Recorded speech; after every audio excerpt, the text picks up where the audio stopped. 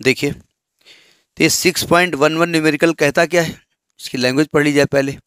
किताब नहीं है किसी के पास, हाँ क्या करें, लाद करके लाना पड़ेगा। क्वेश्चन कह रहा है कि suppose the loop in exercise 6.4, इसके लिए 6.4 में जाना पड़ेगा। 6.4 में क्या था, एक लूप था जो 8 सेंटीमीटर लंबा था और 2 सेंटीमीटर चौड़ा था, ये दिया हुआ है ना। यानी जो लूप था 6.4 का, उसमें एक रेक्टेंगुलर लूप था जो 8 सेंटीमीटर बाई 2 सेंटीमीटर था और उसमें एक स्मॉल कट था।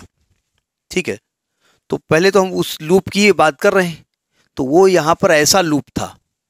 ठीक है, ऐसा लूप था, रेक्टेंगुलर लूप था, इसका लंबाई था 8 सेंटीमीटर और चौड़ाई था 2 सेंटीमीटर।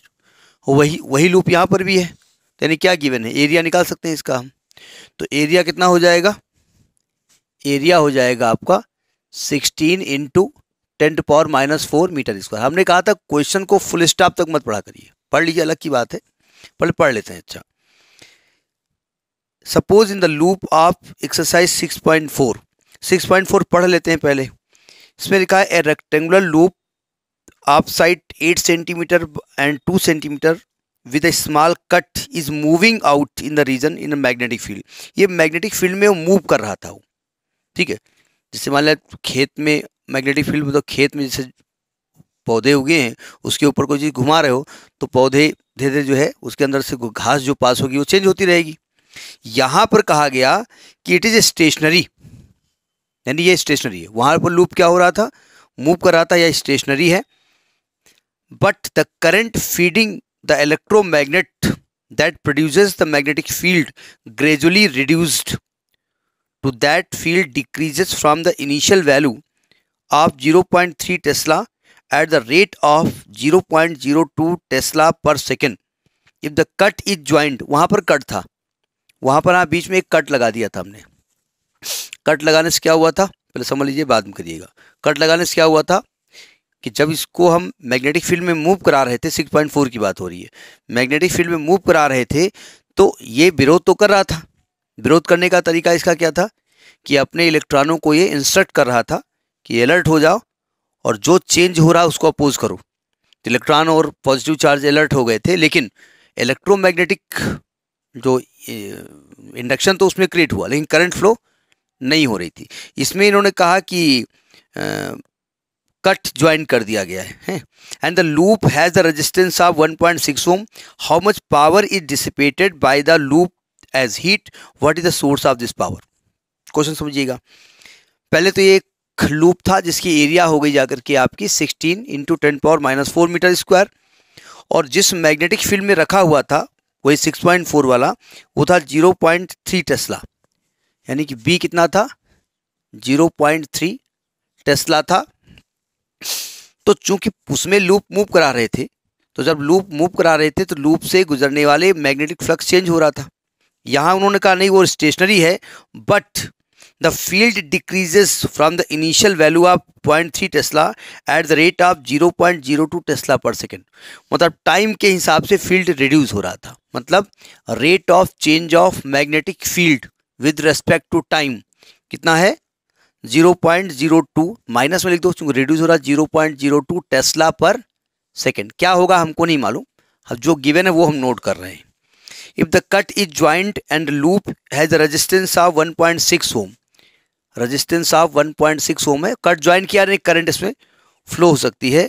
तो कहते हैं how much power is dissipated by the loop as a heat, what is the source of this power. क्या हो रहा है इसमें, हम शुरू करेंगे पावर से, हमें निकालना क्या है। पावर का फॉर्मूला क्या होता है, अब आप कहेंगे तो V इंटू आई होता है, ठीक है, नहीं जो फार्मूला मेन होता है वो यहीं से निकलता है। और V होता है, V ये होता है IR, तो I स्क्वायर R, तो हमको क्या निकालना पड़ेगा, I निकालना पड़ेगा। और I बराबर क्या होता है, E अपॉन R। I बराबर क्या होता है, E बाई R, और E यहाँ पर कौन सा है, इंड्यूस्ड EMF। तो इंड्यूस्ड EMF क्या होता है, E बराबर माइनस d∅B अपॉन dt। यहाँ से बात हम स्टार्ट करेंगे अपनी, ठीक है। मतलब पहला तो हमारा न्यूमेरिकल में ये मालूम होना चाहिए हमको निकालना क्या है।